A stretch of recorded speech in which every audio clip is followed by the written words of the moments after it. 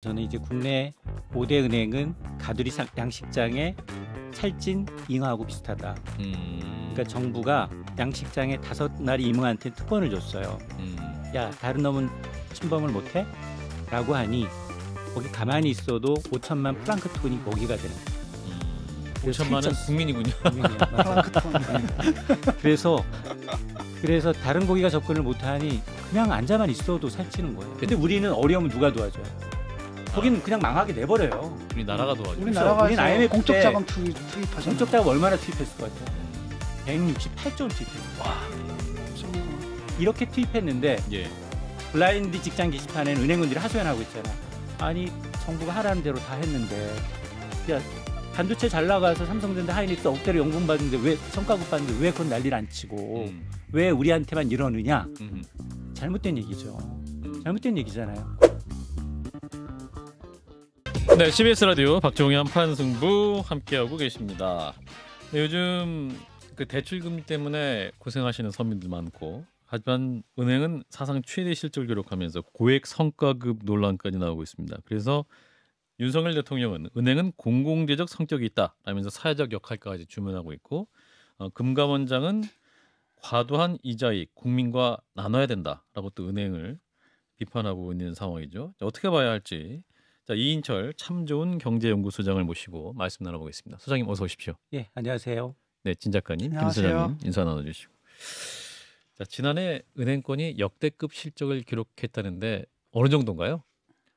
4대 금융지주 이익을 따져봤더니 한 40조 원 정도 벌었어요. 40조. 예, 이자이익으로. 이자이익으로. 1년 전보다 한 20% 이상 이제 늘어난 수치고요. 예. 그래서 저는 이제 국내 5대 은행은 가두리 양식장에 살찐 잉어하고 비슷하다. 그러니까 정부가 양식장에 5마리 잉어한테 특권을 줬어요. 야, 다른 놈은 침범을 못해? 라고 하니 거기 가만히 있어도 5천만 플랑크톤이 먹이가 되는 거예요. 5천만은 살쪘어. 국민이군요. 국민이에요. 맞아요. 플랑크톤. 네.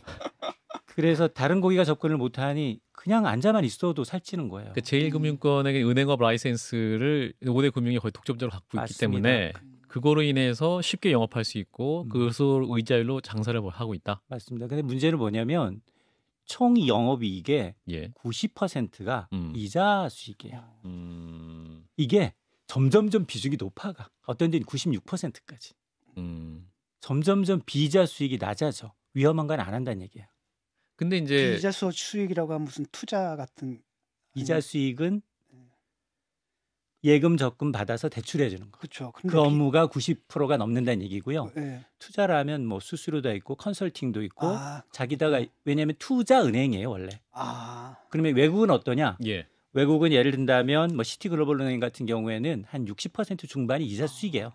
거기도 왜냐하면 금리가 올라갈 땐 이자 수익이 높아질 수밖에 그렇죠. 없거든요. 근데 이제 그럼에도 불구하고 평균에 비하면 30% 이상 우리는 굉장히 많다. 앉아서 땅 짚고 헤엄친다는 얘기가 여기서 나오는 거예요. 근데 은행 입장에서 얘기해 보면 이제 기준금리가 올라갔기 때문에 네. 기준금리 올라갔으니까 우리도 자동적으로 금리를 올릴 수밖에 없는 상황 아니냐. 우리가 올리려고 해서 올려서 이익 난 것이 아니라 네. 기준금리가 올라서 대출 영업을 했은 결과이기 때문인 것이지 우리가 국민의 고의를 짠 것이냐 이런 반론은 가능하지 않습니까? 맞아요. 뭐 기준금리 7번 인상할 때 예. 자연적으로 예대 마진 폭을 키웠다는 거죠. 예. 그러니까 그 금리 인상폭만큼 자동적으로 예금금리나 대출금리를 동시에 적용하면 좋지만 예. 늘 은행은 뒷전이잖아요. 예금금리는 좀 뒤처지게 천천히 대출금리는 바로 급하게 그게 예대 마진 차잖아요. 계속 벌어지고 있는 게 문제고 더 큰 문제는 뭐냐. 예. 이들이 도대체 이 돈 벌어서 다 뭐 하나를 봤더니 5대 신흥은행이 지난해 성과급으로만 1조 4천억 원을 썼어요. 1년 새 한 35%가 늘었는데 예. 제가 여기서 문제는 이렇게 제가 맞춘 분한테 굉장히 좋은 커피를 쏘겠습니다. 20년간 출연료가 동결된 패널이 쏠게요. 연봉 킹이 얼마 받았을까요 지난해?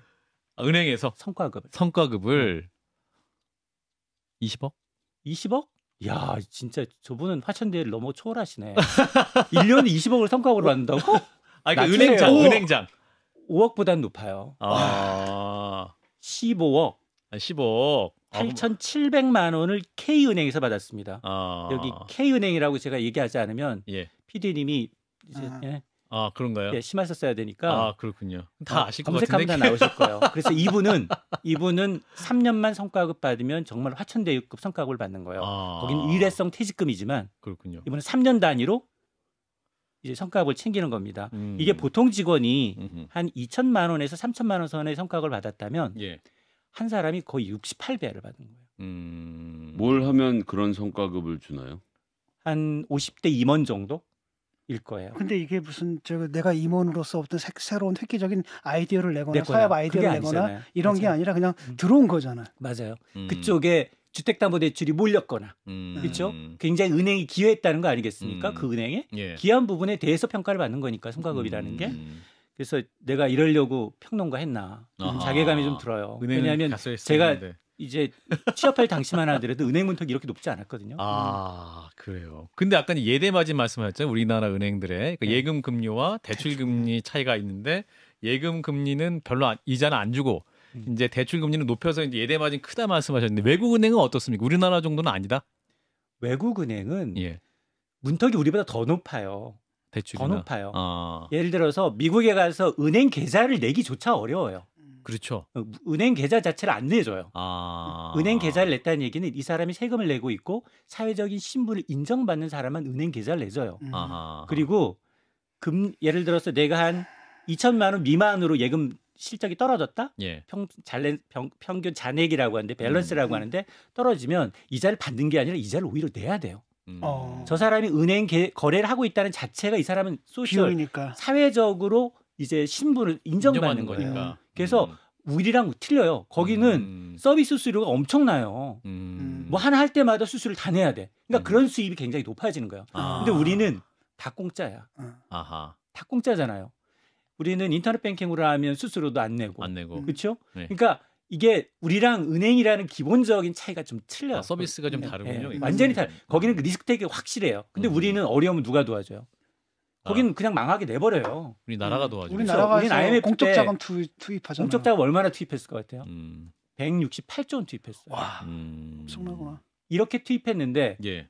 블라인드 직장 게시판에는 은행원들이 하소연하고 있잖아요. 아니 정부가 하라는 대로 다 했는데 야 반도체 잘 나가서 삼성전자 하이닉스 억대로 연봉 받는데 왜 성과급 받는데 왜 그건 난리를 안 치고 왜 우리한테만 이러느냐. 잘못된 얘기죠.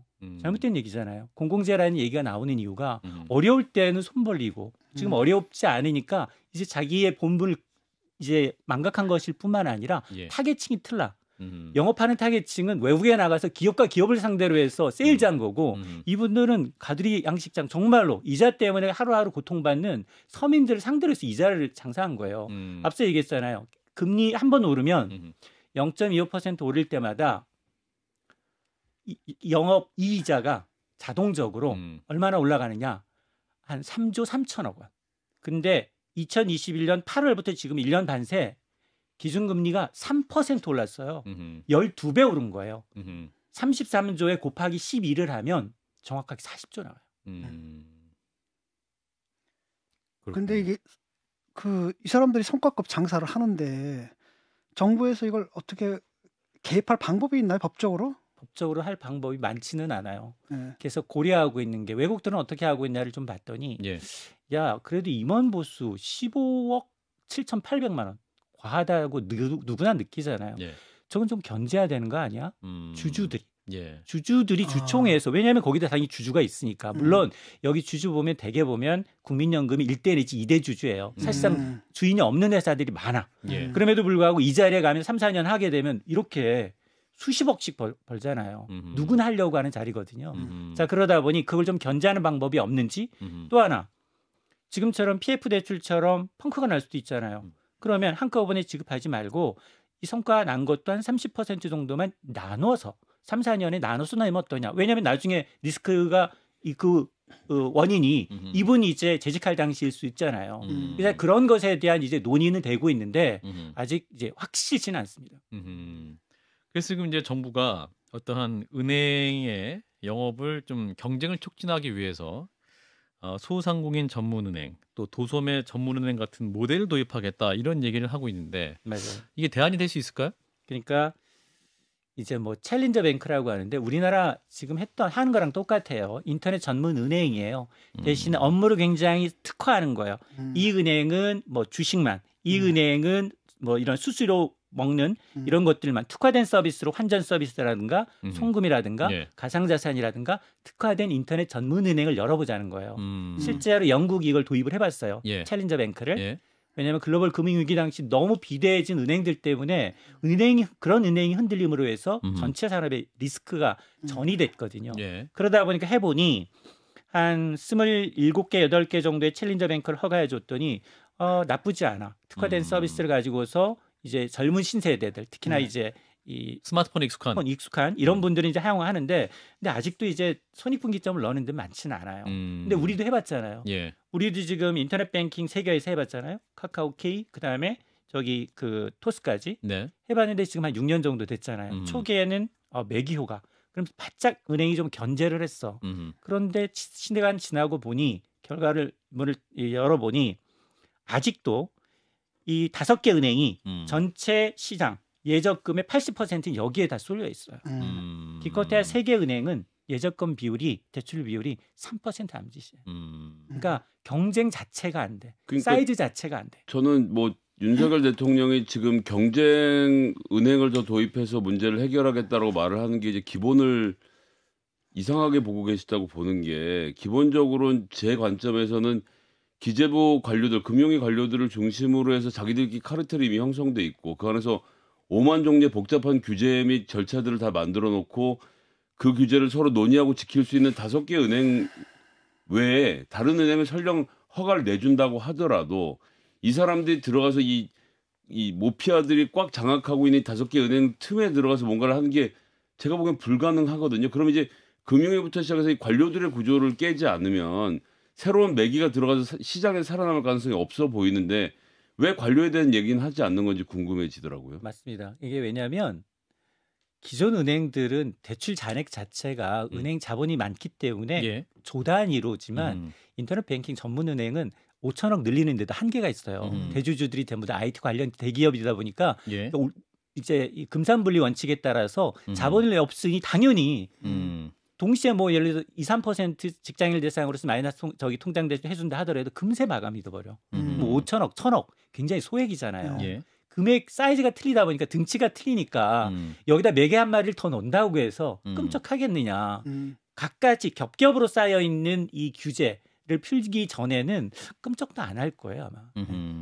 매기가 아니라 미꾸라지네. 그렇죠. 매기로 생각했는데 지금 보니 미꾸라지인 거고 그 미꾸라지조차도 위에 이렇게 거슬러 올라가면서 주주를 봤더니 또 대주주가 금융지주도 있어요. 그러니까 그나물의 그 밥인 거예요. 근데 이제 우리 정부의 이제 기재부가 다시 금융위기 당시에 또 이제 IMF 당시에 여러 이제 은행이 많았는데 은행을 많이 또 인위적으로 제도 또 합병을 유도하기도 하고 또 금융위기 당시 이제 강만수 전 장관 같은 경우는 이제 금융 시장의 세계 경쟁력을 키우기 위해서는 메가뱅크가 필요하다.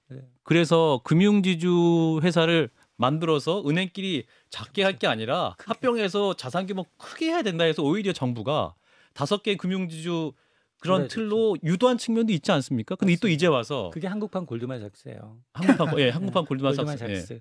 이제 IMF 때문에 이제 부실은행 다 망가졌잖아요. 눈물의 그렇죠. 제일은행 비대오로 예. 합병되거나 사라지고 앞서 제가 168조 원 투입했다라고 얘기했는데 네네. 그래서 금융안정 시스템을 좀 추가하기 위해서 덩치를 좀 키우면 어떠냐라고 해서 정부가 인위적으로 키운 거예요. 그렇죠. 4개, 5개로 예. 키워놨더니 결과적으로 봤더니 가만히 있어도 지금 돈 버는 규조인데 그러니까. 뭐하러 리스크 테이킹을 해요. 해외 경쟁력이 안 되는데 생산성이 떨어져. 경쟁력도 없어. 그렇다고 해서 투자은행화 되는데 칸막이를 없애줘야 하는데 칸막이는 그대로 있어. 그러니 이 사람들이 기업 대출을 하면서 M&A 중개를 할 거예요. 뭐 이런 굉장히 리스크가 큰 거. 해외에다가 이제 뭐 빌딩 투자를 한다든가 그렇죠. 대체 투자를 한다든가 뭐 이런 걸 할 거예요. 이런 걸 안 한다는 거죠.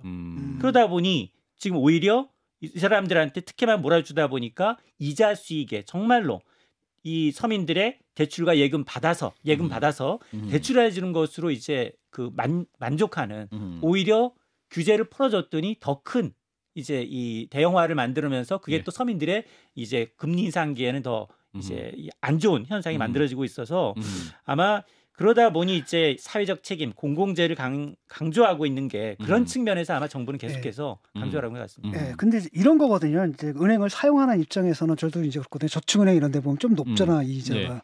여기는 좀 낮거든요. 그럼에도 불구하고 큰 은행을 간단 말이죠. 왜냐하면 우리가 저금한 돈을 날린 기억이 있기 때문에. 그래서 이런 상황 속에서 조그만 은행들을 한다고 이게 제대로 챌린저 뱅크라든가 뭐 이런 거고 또 챌린저 뱅크 같은 경우에는 예금자 보호를 뭐 적용 안 한다면서요. 그러니까 5천만 원 뭐 한도 이런 것들. 이제 그런 것들은 이제 국가마다 다르니까 우리가 이제 어떻게 법을 정하느냐의 그 문제이고 왜냐하면 그 똑같지는 않잖아요. 거기 것을 이제 좋은 것만 우리가 갖다 놓고 우리에 맞는 걸로 하니까 우리는 예금자 보호가 거의 한 10몇 년 이상 바뀌지 않았잖아요. 그러다 보니까 한 번만 뭐 예를 들어 저축은행이 망한다라는 거나 뭐 펀드 사태가 나거나 그러면은 굉장히 점점 대형화되고 안전한 예금 자산으로 물리거든요. 그러다 보니까 은행들은 또 영업을 할 이유가 없고 마케팅을 할 이유가 없는 거예요. 그게 이제 반복되다 보니까 그런데 어쨌든 지금 보는 것처럼 매년 성과급 잔치라고 매년 이자 장사를 하면서 이제 불리는 몸집에 대해서 과연 사회적 책임을 했느냐, 사회공헌 했느냐를 좀 들여다보니 점점점 대형은행은 안 하고 있다는 거예요. 그래서 이번에도 3년 동안 한 10조 풀겠습니다. 사회공헌을 풀겠습니다라고 했더니 야 3년 동안 1년으로 나눠봤더니 3조 남짓. 그리고 기존에 있었던 거 막 더하기 하고 이게 생색내기용으로 그치는 경우가 되게 많아서 은행권도 자정 노력이 좀 필요해요. 최근에 정부에서 대통령이 화를 내고 나서 이자율이 좀 내려가는 것 같은 움직임도 보이던데. 오늘 기준금리도 동결이 되고 그런 흐름인가요? PD님이 자기 대출 받았는데 집단 대출 받았는데 5년 고정금리인데 지금 2년 후가 걱정된다는 건데요. 올라갈까 봐. 지금 금리 내리는 건 신규 대출자만이에요. 변동금리로 받은 신규 대출자만. 대부분 고정금리로 받으신 분은 아예 대상이 아니에요. 그렇죠. 그분은 중도상환 수수료를 내고 갈아타야 되는 거고. 그렇죠. 그리고 변동금리도 6개월 단위, 1년 단위 변동금리가 있고 그게 상품마다 다르기 때문에 이 금리 인하 혜택 받는 사람 거의 없어요. 지금 대출 줄이고 있거든요. 금리 너무 높으니까 보험계, 예금계 지금까지 썼던 마이너스 통장 다 깨가지고 대출이 줄고 있어요. 가계대출 주는 건 굉장히 이례적이거든요. 그럼에도 불구하고 이제 주택담보대출은 어차피 신규로 입주하는 데들이 있기 때문에 조금 늘지만 마이너스 통장 대출 한도가 줄고 있어요. 왜냐? 지난해부터 전문직도 연봉 이내에서 아니야 1억이야. 그리고 모든 대출 합쳐서 총부채 상환 비율 DSR 규제 40%를 적용하다 보니 마이너스 통장 받아놓고도 한도 안 썼다 그러면 줄여요 자동적으로. 그러니까 아마 저한테 가장 많이 문의하는 변호사가 갑자기 1년 정도 됐는데 마이너스 통장 대출이 7%를 받았대요. 변호사는 한 1, 2년 전만 하더라도 1% 낮게는. 그리고 한도가 2억에서 3억까지도 받아요. 그런 분들이 잘 벌 수 있는 사람들이다. 그러니까 그런 분들이 지금 5%, 6, 7%로 신용대출을 받으니 굉장히 소화를 하고 있는 거죠. 근데 그런 것들이 대부분이에요. 지금 뭐 대출금리 내렸습니다. 이거는 굉장히 생색내기고 여기에 해당하시는 분들은 굉장히 적습니다. 다른 한편으로는 사실 뭐 보수 언론에서 계속 그렇게 얘기를 하더라고요. 그러니까 윤석열 대통령이 맨날 밀턴 프리드만 얘기하면서 자유 시장 경제를 얘기를 했는데 이걸 보면 사실 좀 그렇거든요. 아니 은행에서 성과급 장치하는데 그걸 왜 정부에서 국가에서 개입을 해? 그밖에도 또 통신요금, 그다음 심지어는 뭡니까 대한항공 마일리지 이걸 딱 보면 옛날에 박정희가 짜장면 값 규제하던 이런 게 생각나서 나기도 하거든요. 그런 측면에서 실제로는 굉장히 보수적인 언론들이 뭐냐면 대통령 뭐 자유 얘기하더니 실제로 국가의 힘을 가지고 지금 기업의 자율성을 해치고 있지 않느냐 이런 비판도 하더라고요. 맞아요. 왜냐하면 지금 금리 내려가는데 내려갈 분위기는 사실 아니에요. 세계적인 흐름도 좀 그렇고. 아니 왜냐하면 일단 미국 때문에 그래요. 미국이 더 공격적으로 금리를 더 올라갈 거고 금리 올린 상태에서 상당 기간 더 오랫동안 지속할 수밖에 없는 상황이야. 노랜딩이라는 말은 뭐냐. 물가는 계속 높은 상태에서 경기가 너무 좋으니 너무 지금 과열 양상을 보이고 있으니 긴축하더라도 그 긴축이 오랫동안 갈 거라는 거예요. 과거에는 적정 수준으로 금리가 오른 다음에 한 1년 정도가 되면 금리를 내렸거든요. 근데 그게 1년이 아닐 수도 있다는 겁니다. 오래 계속될 것이다. 그렇습니다. 그러다 보니 지금 시중금리가 올라야 되는데 정부가 인위적으로 누르고 있는 거예요. 그건 사실 시장을 왜곡하고 있기 때문에 이게 튀어나올 수밖에 없어. 이게 사실은 약간 이제 퍼퓰리즘이거든요. 그러니까 국민들이 일단 힘들어하니까 일단 정치하는 분들은 어쩔 수 없지 않습니까? 지지율 관리를 해야 되니까. 가장 큰 건 뭐냐면 우리 경제가 만일 오늘 금리를 인상을 했다면 한은이 정부 정책과 엇박자 내고 있다고 욕먹을 거예요. 그렇죠. 왜냐? 지난해 4분기 우리 마이너스 성장했어요. 마이너스 0.4%. 1분기 지금 보면 마이너스 나올 것 같아요. 그럼 공식적으로 2분기 이상 마이너스에 들어가면 본격적인 경기 침체예요. 미국은 경기 너무 좋아서 난린데 IMF가 전 세계 경제 성장을 다 상향했는데 한국 뺐어요. 러시아하고. 왜 우리가 러시아랑 묶여야 됩니까? 우리는 1. 뭐 6, 7%로 낮아졌고 오히려 일본이 1.8%로 높아졌어요. 미국도 제로에서 1.4%까지. 한국과 일본과 미국이 1%대에서 왔다 갔다 한다. 사이즈가 틀린 객들이 같이 논다는데 우리가 굉장히 못하고 있는 거예요. 이창용 이제 한국은행 총재가 이제 일문일답을 했는데 이제 금통위원 5명이 금리 인상 가능성 열어두자 이렇게 얘기를 했다고 하죠. 그럼 이거는 올리고 싶었는데 못 올렸다 이렇게 얘기한 거 아닙니까? 왜냐하면 지난 석 달 전만 하더라도 예. 야 3.5가 최선이야. 이제 상단 더 이상 올리면 안 돼. 네. 3대 3이었어요. 한 번 더 올려야 된다 3. 아니 여기서 멈춰야 한다 3. 근데 이번에 뚜껑을 열어보니 5대 1이에요. 5대 1. 한 명만 한 번 더 올려야 된다였어요. 아니 한 명만 이제 올리면 안 된다. 안 된다. 그러니까 5명이 이제 올려야 된다는 얘기예요. 그러니까 거죠. 그렇습니다. 이제 이 총재는 아직 자기 얘기를 하지 않았기 캐스팅볼을 짓고 있기 때문에 의사표명을 하지 않았고 예. 이 얘기는 뭐냐? 미국이 지금 4.75%인 기준금리를 3월, 5월, 6월까지 올려서 5.5%까지 가져갈 거다. 5.5. 네. 5.5%까지 올라가면 우리는 지금 이번에 카드 쓰면 안 돼요. 그냥 동결할 수밖에 없어요. 그러면 우리는 3월에 금통위가 없어요. 그러면 이달 빼고 4월 내지 5월에서 한 번 더 써야 돼요. 미국 때문에. 예. 그렇군요. 그때를 대비해서 일단 이번엔 동결하고. 왜냐하면 미국은 두세 개의 카드를 갖고 있는데 우리는 한 개 카드밖에 안 남았잖아요. 지금 소진하면 안 되잖아요. 전략이 다 노출되는 거잖아요. 그런 의미에서 이번엔 동결하고 일단은 할 수 있다라는 말씀인데 이제 은행 얘기를 하고 있습니다. 은행 얘기를 하고 있는데 이제 소장님 모신 김에 최근 또 이제 시중은행 오프라인 점포를 많이 줄이고 있는 상황 아니겠습니까? 그런데 이제 직접적으로 우리가 이제 뭐 온라인으로 많이 하기 때문에 직접 대면이 좀 줄었으니까 그럴 수밖에 없다라 하지만 어떻게 보여서 서비스 질은 좀 하락한 것이 아니냐. 그러니까 지금 최근 5년 동안 은행 점포가 1,100개 넘게 사라졌어요. 1,100개. 매년 한 200개 정도 사라지고 있어요. 당연히 뭐 비대면이 이제 활성화되고 이제 거래가 늘고 있기 때문이 그 맞습니다. 뭐 중복된 점포는 이제 정리하겠다라는 취지는 맞는데 문제는 뭐냐면 이게 소외된 계층이 너무 많아요. 노인분들도 익숙치 않을 뿐더러 지방, 고령층, 노인, 장애인 이런 분들의 경우에는 상당히 좀 어렵거든요. 그러니까 아마 사회공헌이라는 게 다른 게 아니라 이런 분들이 정말 이제 이 온라인화할 수 있도록 디지털에 익숙하지 않으니 교육을 시켜서 좀 유도하든가 아니면은 여러 점포 다 각자 은행 갖고 있지 말고 중복된 곳은 한 곳으로 좀 합동으로 해서 점포를 시너지를 좀 내든가 그런 식으로 조금 해야 되는데 아직 그런 것까지는 이제 뭐 고민하고 있지는 않은 것 같아요. 겉으로 보면. 그렇군요. 네, 그럼에도 불구하고 이제 뭐 공동 점포를 운영하거나 이런 거는 아마 이제 사회 단체에서 계속 압력을 넣어야 돼요. 왜냐하면 이거는 이런 분들의 경우에 특히나 서울 시내에서도 어떤 은행 문 닫겠다 그러면 밖에다가 이 은행 마감 시간 내에 거기 점포 폐쇄하지 말아달라고 사람들이 스티커를 붙이고 있어요. 이런 분들은 정말로 들리지 않고 정말로 이제 점포로 갈 수밖에 없는 상황이 있거든요. 예. 지금도 보면 거의 은행 이제 마감 시간 뭐 1시간 늘리긴 했지만 1년 반 만에 늘리긴 했지만 가면 대기 시간이 보통 1시간이에요. 맞아요.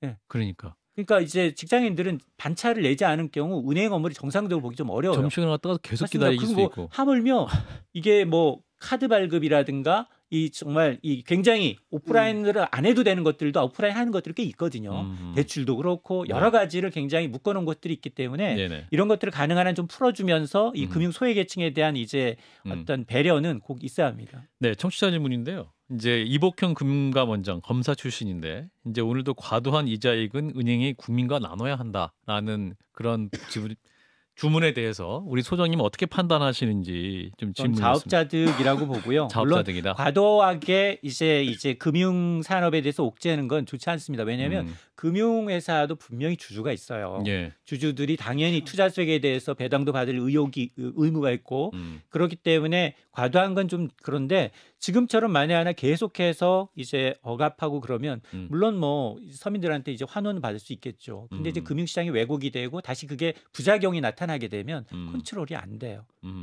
저는 이제 사실 걱정되는 게 계속해서 금리를 계속 눌러놨는데 그렇죠. 지금 받으시는 분들은 혜택을 받을 수 있겠지만 나중에 이게 다시 올라버리면 그분들은 또 손해거든요. 그 시점에 받는 분들은.